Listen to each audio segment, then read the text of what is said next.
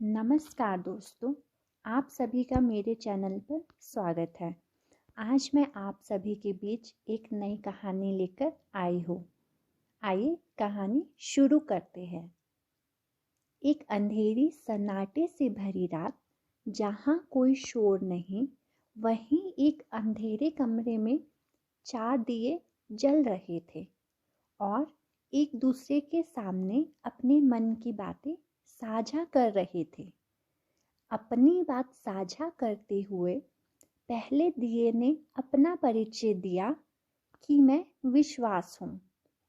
मैं इस दुनिया में नहीं रहना चाहता हूँ, क्योंकि आज के इस आधुनिक युग में विश्वास नाम इंसानों के नाम तक ही सीमित है। असलियत में इस दुनिया में विश्वास बचा ही नहीं है।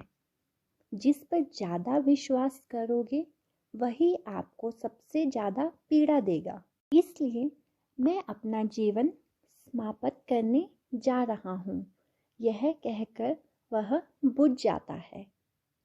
दूसरा दिया कहता है कि मैं शांति का प्रतीक हूँ और इस पूरी दुनिया में अशांति है। जहाँ इतनी अशांति हो वहाँ शांति नहीं रह सकती। मैं कहना चाहता हूँ कि इस दुनिया में अशांति रहेगी या फिर मैं रहूँगा, हम दोनों साथ में नहीं रह सकते।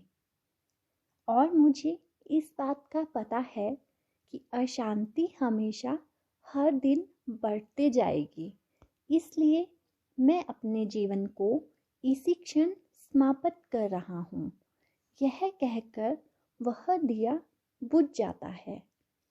तीसरा दिया अपना परिचय देता है कि मेरा नाम प्रेम है। मैंने इस दुनिया से एक चीज़ सीखी है कि प्रेम लोग स्वार्थ के लिए करते हैं। जिस दिन इंसान का स्वार्थ खत्म हो जाएगा, उस दिन प्रेम भी खत्म हो जाएगा। सच्चा प्रेम पाने के लिए मुझे किसी अगले अच्छे युग में जन्म लेना पड़ेगा। यह कलयुग मेरे लिए नहीं है। यह कहकर वह दिया भी बुझ जाता है और अपने जीवन को समाप्त कर देता है। चौथे दिए के सामने तीनों दियों ने खुद को बुझाकर अपने जीवन का त्याग कर दिया और अंधेरे कमरे में और भी ज़्यादा अंधेरा हो गया। चौथा दिया तो अकेला था, वो भला अपना परिचय किसे बताता। उसने अपने आप को ही कहा कि मैं आशा हूँ। भले ही जीवन में कितनी भी कठिनाइयाँ हो, भले यह झूठ कपट की दुनिया है, अगर मैं भी यही विचार करता रहूँगा तो समाज बदलेगा कैसे।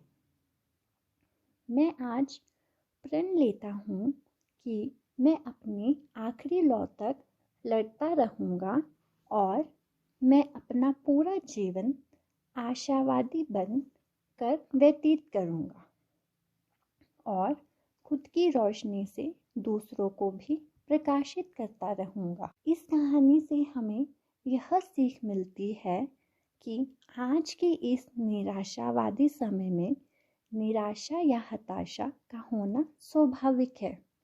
इसका मतलब यह तो नहीं कि हम निराश होकर अपने कर्तव्य और अपने जीवन से मुंह मोड़ ले। हमें भी चौथे दिए से सीख लेकर अपने जीवन को आशावादी बनाना चाहिए और दूसरों के हित के लिए प्रयासरत रहना चाहिए। उम्मीद करती हूँ कि आप सभी को यह कहानी अच्छी लगी होगी। इसी उम्मीद के साथ हम फिर मिलेंगे एक और नई कहानी के